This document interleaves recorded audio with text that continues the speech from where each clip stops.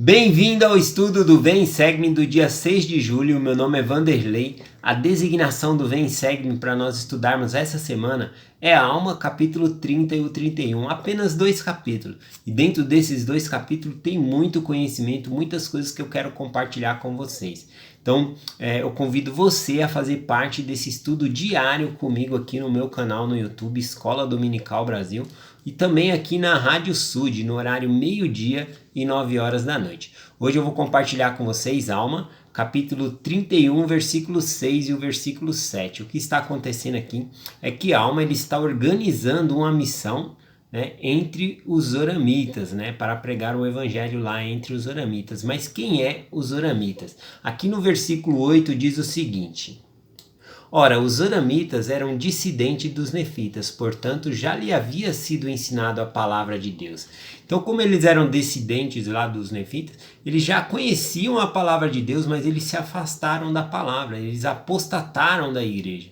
Bom, então eles se afastaram do evangelho. Semana passada eu compartilhei sobre alguns dos nefitas que também apostataram da verdade, né? Se afastaram do evangelho, que eram os amalequitas e os amolonitas, que até se associaram lá entre os lamanitas. E quando os filhos de Mosias eles foram pregar o evangelho lá entre os lamanitas, eles converteram milhares, né, de lamanitas. Mas os amalequitas e os amolonitas, que já conheceram a verdade no passado e se afastaram dela, estavam com um coração tão duro que eles não se converteram, né? Com exceção apenas de um dos amalequitas, o resto nenhum deles se converteram. Então, Alma, tendo esse conhecimento que os zoramitas também se apostataram da igreja, se desviaram da verdade, ele estava aqui organizando essa missão, chamando missionários de tempo integral para ir lá pregar, né, o evangelho lá entre os zoramitas. Então, por que ele estava fazendo isso? Porque Alma ele acreditava na pregação do evangelho entre os zoramitas. Aqui no versículo 5, Alma menciona o seguinte: ora, como a pregação da palavra exercia uma grande influência sobre o povo e levava-os a praticar o que era justo, sim, surtia um efeito mais poderoso sobre a mente do povo do que a espada, ou qualquer outra coisa que lhe houvesse acontecido. Alma, portanto, pensou que seria aconselhável pôr à prova a virtude e a palavra de Deus. Então, por ele saber que a palavra de Deus era poderosa, ele falou, vamos lá compartilhar e vamos ajudar essas pessoas. Bom, então, aqui no versículo 6 e 7 menciona, né, quais são as pessoas que ele chamou para fazer missão lá de tempo integral entre os zoramitas, tá bom? Então, aqui começa dizendo assim, tomou, portanto, Amon, Arão, Omni e deixou o Imni na igreja em Zanaela, mas levou consigo 3 dos primeiros. Então aqui fala que ele chamou os filhos de Mosias e Imni, que era um dos filhos de Mosias, ele falou, você vai ficar aqui em Zanaela cuidando da igreja, né? Isso me lembra bem a parábola da ovelha perdida contada ali pelo Salvador, né? Ele deixou 99 ovelhas lá no deserto, no aprisco segura, e foi atrás daquela perdida. Aqui nessa parábola caberia como, né? Ele deixou Imni, né, cuidando das ovelhas em Zanaela, da igreja, e foi lá resgatar os zoramitas, que eram as ovelhas perdidas que haviam apostatado. Então, a primeira coisa que eu identifico nessa parábola do Salvador é que ele conhece quantas ovelhas ele tem. Ele fala, eu tenho 99 aqui e se perdeu uma. Né? Então a primeira coisa que nós temos que saber como liderança, né, o presidente das moças, né, igual não tem presidente dos rapazes, tem o bispo, tem o presidente do corpo. A primeira coisa que nós temos que saber é saber quantas ovelhas nós temos, quantas estão firmes no evangelho e quantas se perderam, para que nós possamos ir e buscar essas ovelhas e também ajudar essas outras a não se perderem. Então é a primeira coisa que nós temos que saber. Então ele chamou esses 3 filhos de Mosias para ir fazer missão lá, e ele continuando aqui no versículo também diz assim, também Amoleque e Ziziron, que estavam em Meleque, e levou também 2 de seus filhos. Ora, não levou consigo o mais velho de seus filhos, cujo nome era Elamã. E os nomes dos filhos que levou eram Siblom e Corianto.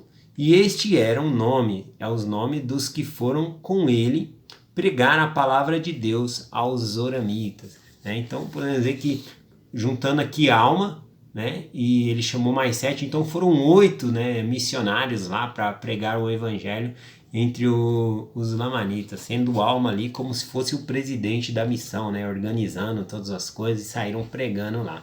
Bom, então nós podemos ver que a palavra de Deus ela é muito poderosa, como Alma menciona aqui, mais poderosa do que a espada.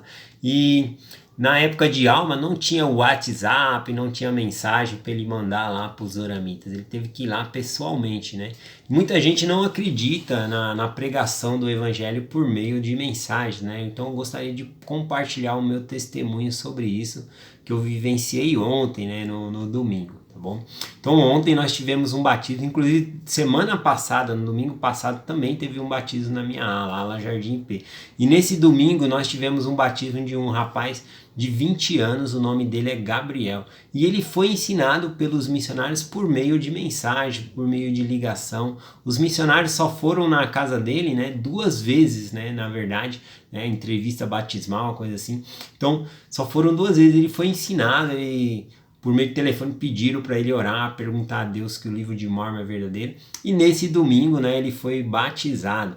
E o que aconteceu? Nesse domingo também, os missionários também convidou um outro rapaz para ir lá e assistir esse batismo. O nome desse rapaz é Ailton. E eu estava perguntando para o Ailton como que ele conheceu ali, como que ele chegou ali na igreja. Né? Ele falou que estava mexendo lá no Facebook dele e apareceu uma mensagem, né, dizendo se ele gostaria de conhecer mais sobre Deus. E ele apertou que sim. E aí os missionários começaram a ensinar o Ailton também, e aí convidaram ele para estar nesse batismo. Ele foi lá, assistiu o batismo na igreja, foi algo bem especial também, né? Mudou algumas coisas em algumas diretrizes do batismo, né? E eu pude viver isso na prática e como foi gostoso esse batismo. Então vou compartilhar essas diretrizes que mudou sobre o batismo com vocês na prática, o que aconteceu ontem, tá bom? Então ontem teve o batismo desse rapaz chamado Gabriel. Ele foi batizado nas águas. Depois que ele saiu das águas, né, foi-lhe conferido o dom do Espírito Santo, o recebimento do Espírito Santo, confirmando ele como membro da igreja. Bom, e depois disso, ele recebeu o sacerdócio arônico no ofício de sacerdote, por conta da idade dele. E depois disso, ainda assim, ali na sala do batismo, nós fizemos o sacramento, nós abençoamos o sacramento. E o Gabriel, que havia sido acabado de ser ordenado ali como sacerdote, ele distribuiu o sacramento para todos que estavam na sala ali do batismo, e ele mesmo tomou o sacramento. E eu achei fantástico essa diretriz, né? Eu achei muito interessante, eu gostei bastante de estar nesse batismo, de fazer parte, né, nessa mudança.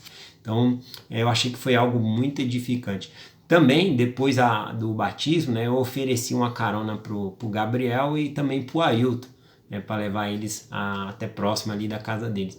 E enquanto nós estávamos vindo, conversando no carro, o Ailton, né, que foi lá a primeira vez agora na igreja, ele tinha bastante perguntas sobre a igreja, perguntas sobre o livro de Mórmon, né? Ele ainda não tinha um livro de Mórmon fisicamente, eu falei que eu vou dar para ele. E aí ele estava perguntando e o Gabriel, ele entrava na conversa, né, falando assim, nossa, a mensagem do livro de Mórmon é muito boa, você vai gostar. De uma maneira natural, o Gabriel, ele estava prestando o testemunho dele do livro de Mórmon para o Ailton. E eu achei isso fantástico, eu amei isso, né? Então, podemos ver que a palavra de Deus ela é poderosa, né? Não importa se é pessoalmente que a gente está ensinando, se foi por meio de mensagem. O nosso papel é compartilhar, né, o evangelho, pedir para as pessoas para deixar os missionários ensinar. Ontem mesmo, né, ainda assim no domingo, fui fazer uma visita na casa de um rapaz, Edinamã, e o irmão dele estava lá. Né? E aí eu conversei com o irmão dele, com a esposa do irmão dele, e aí eles aceitaram receber a mensagem dos missionários por meio de mensagem. Né? Então eu peguei o WhatsApp, já passei para os missionários, eles vão começar a ensinar ali por meio de mensagem também. Então a obra de Deus ela é poderosa. Eu vou terminar essa mensagem aqui com a palavra de Deus aqui em Hebreus capítulo 4, versículo 12. Diz assim: porque a palavra de Deus é viva e eficaz, e mais penetrante do que a espada alguma de 2 gumes, né? A espada de 2 gumes é aquela espada que tem o corte para os dois lados, né? Ela corta tanto para um lado como para o outro. E aqui ele está comparando a palavra de Deus, que ela é mais penetrante do que essa espada de 2 gumes. E penetra até a divisão da alma e do espírito, das juntas e das medulas, e é apta para discernir os pensamentos e intenções do coração. Então a palavra de Deus, ela é viva e eficaz, né? Devemos fazer nossa parte, compartilhar o evangelho e deixar que os missionários façam a parte dele, e o Espírito Santo vai confirmar a palavra no coração das pessoas. Eu deixo essa mensagem em nome de Jesus Cristo. Amém. Até amanhã.